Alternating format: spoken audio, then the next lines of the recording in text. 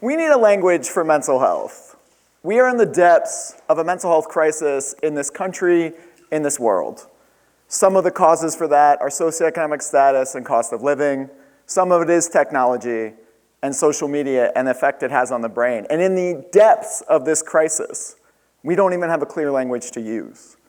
Mental health has become something we say for everything. If someone has a bad day, it's mental health.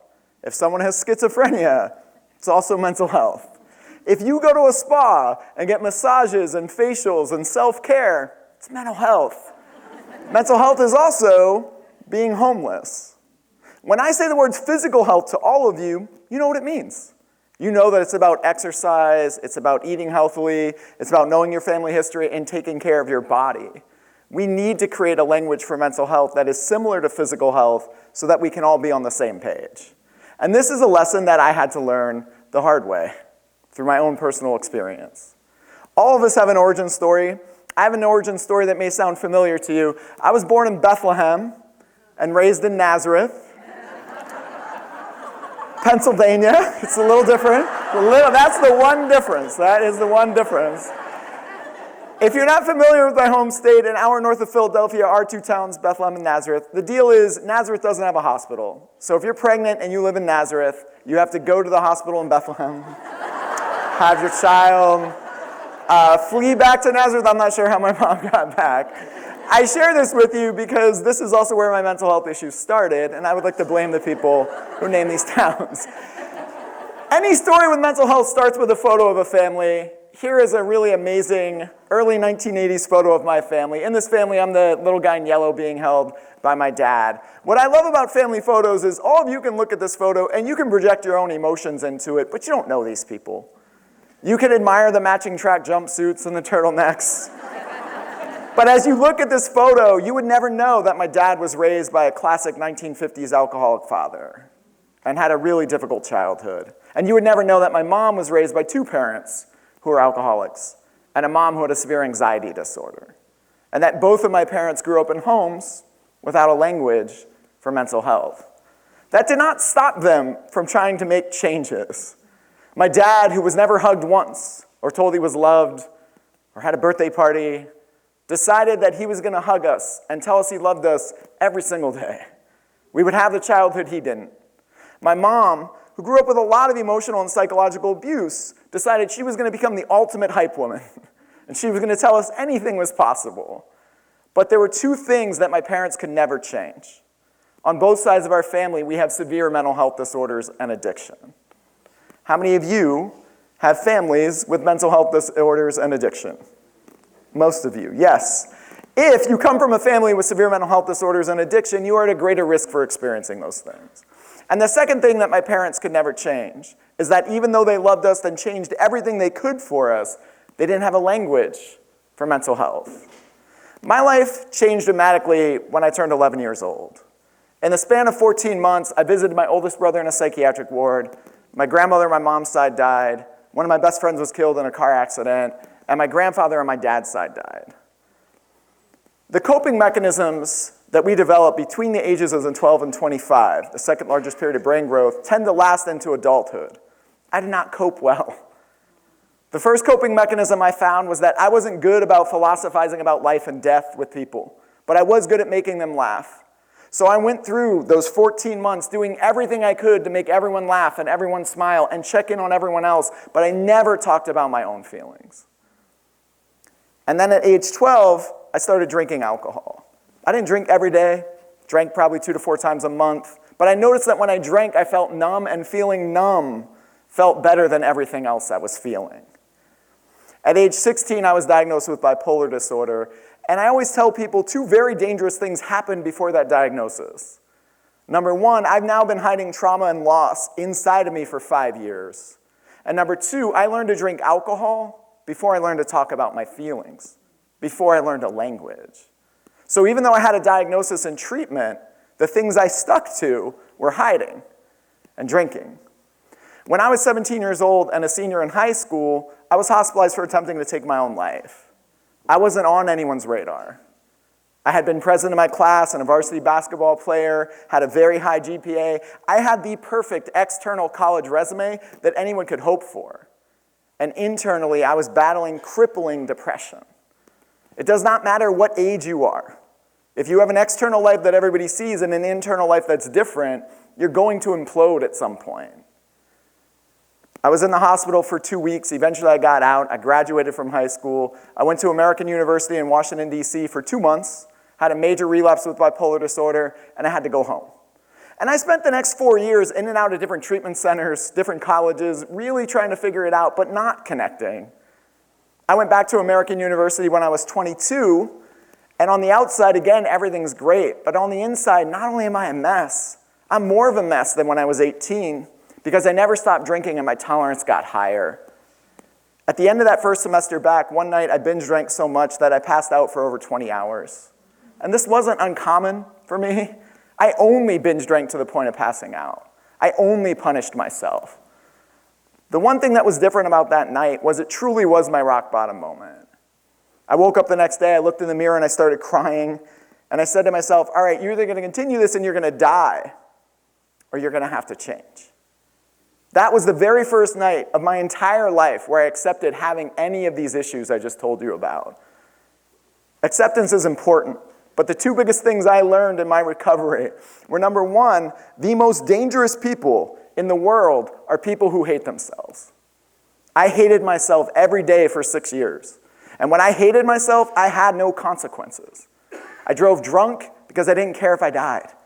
I did a lot of drugs and made destructive decisions because I didn't care what happened to me. The first thing I had to learn to do was actually like some part of myself in order to get treatment. And the second thing I learned is that I never chose to go through the trauma I went through as a kid or the diagnoses that I had. But I could choose to change the way I coped. I could stop hiding. I could start being vulnerable and opening up and talking about my emotions. And I could stop drinking. I could start channeling my emotions into different things like exercise, activities, ways to release those feelings. I eventually graduated from American University and went into this fancy mental health career you've heard, but this is not a Disney movie. It does not end with me walking out in a slow clap. I still have to work on my mental health to this day, and it's important for mental health advocates to acknowledge that.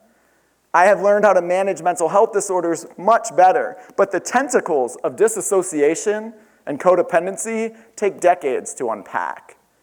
And that's why we need a language. The language that I'm about to share with you is something that I have implemented over the past decade, and it works at every age. It works in K through 12 schools, it works in colleges, it works in companies, I've seen it work in the military. We can teach mental health the same way we teach physical health, but we have to be specific about it. And the first place to start is to actually have a definition of mental health.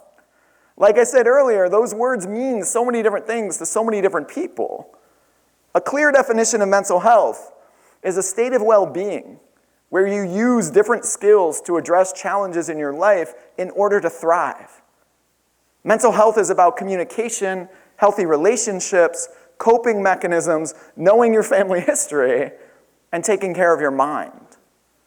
What we need to do once we have a clear definition is actually treat mental health the same way we treat physical health. So if you think about physical health, all of you know the difference between a sprained ankle and a broken leg. You know the difference between having a cold and having the flu, unless of course you're male. So when I have a cold, it's devastating. It's really hard. You know the difference between having diabetes and having cancer because you were taught that. There are also different categories for mental health. Everyday influences are things that can affect you positively or negatively, but they are more common and happen to all of us. Your environment, the home you grew up in, the school you went to, the way you're raised, your workplace, all of those things affect you differently. Significant events are experiences with loss, change, or rejection that hopefully don't happen as often as everyday influences. Mental health disorders are their own category, and developmental disabilities are their own category. And we need this. So much like physical health, you can see, oh, this is what's going on, this is what I need to do. But an everyday influence is not the same as a mental health disorder. And what we really need to do is change the entire way we frame mental health. When most people think of a mental health spectrum, they think of this one. On one side, you have people who are sane or don't have issues. And on the far side, you have people with severe mental health disorders. This spectrum is broken for so many reasons. Number one, I was diagnosed with a severe mental health disorder. I am also sane at the same time. If you're on two polar opposite ends of the same spectrum, it doesn't work. The other reason this doesn't work is it promotes the idea that you should wait until you have a problem to seek help. We don't do that with physical health. You will never get advice in your life that is like, hey, you don't need to eat healthily until you get diabetes. You don't need to exercise until you get cancer. With physical health, we are not only preventative and proactive in promoting that everyone should have it. With physical health, we never compare every issue to each other on some weird spectrum. We choose one issue, and we think about what we need to do to function.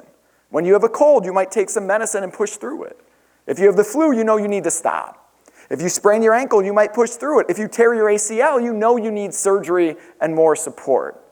So the mental health spectrum should look more like this. Let's choose one issue and put it on the spectrum. On this far end, there are people who don't have stressors. These are people who get to float around life. They don't think about their mental health much. They also tend to be the people we hate most in life, but they exist. So they get a place on the spectrum. There are people who don't have to work out or eat healthily. They're naturally thin and strong. We hate them too, but they exist, right? Difficult to balance with stress would be where most of you are. You're overwhelmed. You don't sleep enough. You're trying to balance everything in your life, but you're not doing anything about it. Using resources to balance could be any coping mechanism you use. Talking to someone, exercise, going outside, whatever it is, listening to music, something that helps you cope. Needing constant assistance could be those times where you're so overwhelmed you need more support from friends, family, other people in your life. Sometimes if it's grief, you might be in that state for weeks or months.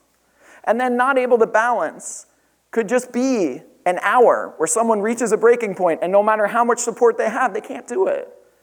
And it could last longer from that. It's not about functioning. It's just you can't balance your mental health. We put using help in the middle because that's where it is for physical health. When all of you see someone exercising, none of you look at them and think, what a freak, what a weirdo, why are they doing that? You see them exercising and you think, wow, I should do that. You don't, but you think about it. And that should count for something. We need to get to a place where taking care of our mental health with those resources is the same as physical health. And the last thing we need to do about language is really understand that there are massive differences between emotions and mental health disorders. Somewhere along the line in our society, we got so uncomfortable with people having difficult emotions that we started conflating emotions into disorders that they are not. When someone is nervous and they get butterflies in their stomach, you can tell that person to calm down because that is the opposite of being nervous. But an anxiety disorder is when someone has low-level anxiety or crippling panic attacks that doesn't allow them to function. The opposite of an anxiety disorder is not being calm. It's being able to see reality. It's a similar thing with feeling sad or depressed. The opposite of feeling sad or depressed is happiness. The opposite of clinical depression is vitality. It's having the energy to get out of bed to do things. When we confuse nervousness and feeling depressed with anxiety disorders and clinical depression, we are dismissing the severity of mental health disorders for people in this country. There is also a big difference between a body image issue, waking up, not seeing something you like in the mirror. You can learn to love yourself. When someone has an eating disorder, they actually need to be able to see reality. And there is a spectrum for suicidality. It starts with thoughts of death or your own existence. If you share that, you can find connection. You can find that you're not alone and you can find a purpose, but the more you hide it, the more it builds into thoughts of death and suicide until it builds to that point where you may have a plan to take your own life. And once you're there, the only thing we can do is get people treatment. In our society's competition to see who is busier and who is stressed out, we need to identify when we have good stress. The stress that helps us accomplish things, the stress that helps us get things done. Versus just calling everything bad stress and feeling overwhelmed and debilitated and not being able to do things. All of this identification is critical because it gives us a language. And we do not learn that language on our own. After I got out of the psychiatric ward, when I was a senior in high school, I went back to school, all of a sudden everything changed. I went from being the cool guy that people knew and people liked to a small town that was just confused. So I got called a psycho, and I got called the crazy kid, and I lost friends, and I had rumors about me all throughout that small town, but I had a teacher who cared. And so 2 months after I got out of the hospital, he brought a psychologist into a classroom to talk about patients he treated, and when he did, all of the students laughed nervously, except me, because I was tired of being laughed at. And so I grabbed my teacher and I took him into the hallway and I said, "Hey, this isn't funny to me." And he looked down at me and he asked me, "What do you want to do about it?" And I said, "Let me speak. Let me tell people what it's like to actually go through this." He said I could speak. 2 weeks later, I stood up in that exact same classroom and I spoke for the very first time. And when I finished my presentation, nobody laughed. I learned at a young age that if you share your story, it opens other people to sharing their stories.